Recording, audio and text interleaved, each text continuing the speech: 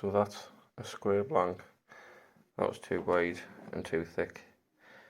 Turned into a fitted blank. I've now got to put a radius on it.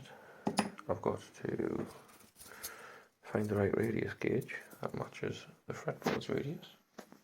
Put the same radius upon the saddle and then cut the intonation slots for it, which is always the fun bit. You use a lot of light in this job to help you. So I've got a 12-inch. I know this is too small. Just to check the radius. You put it against the fretboard. And you check for light coming underneath. And there's light in the middle. And you find the one that fits perfectly so there's no light, which happens to be a 16. It doesn't rock and there's no light.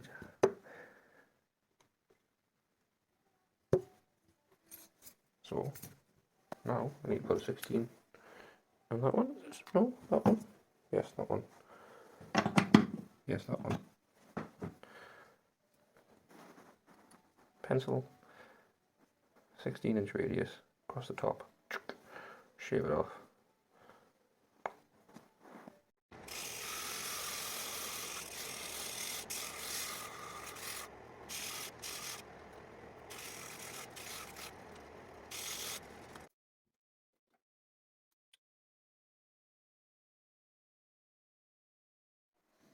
Right, now I need to mark where every string will pass over the bridge.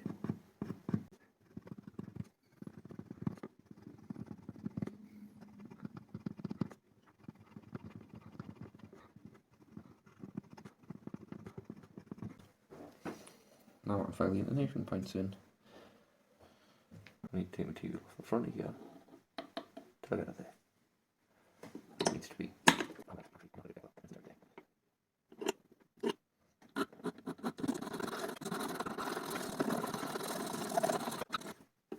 Right. And the inverse needs to happen on the back side.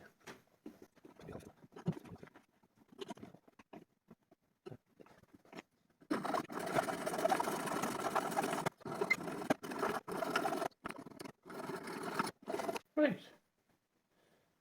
That's that bit nice.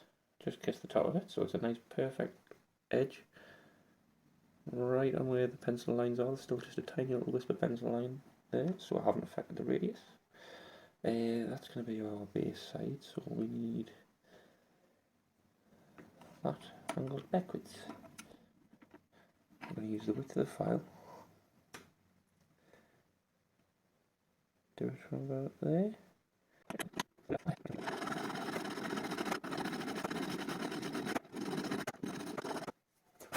Lovely. And then back to the front for the B. For the E, sorry. Something like that. Something like that.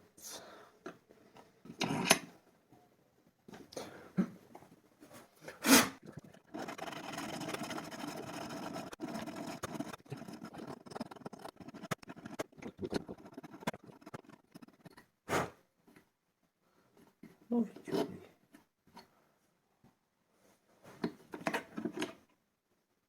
We have a nut. Saddle. We don't have a nut at all. I've no idea what I'm doing to that. Winging it the whole way.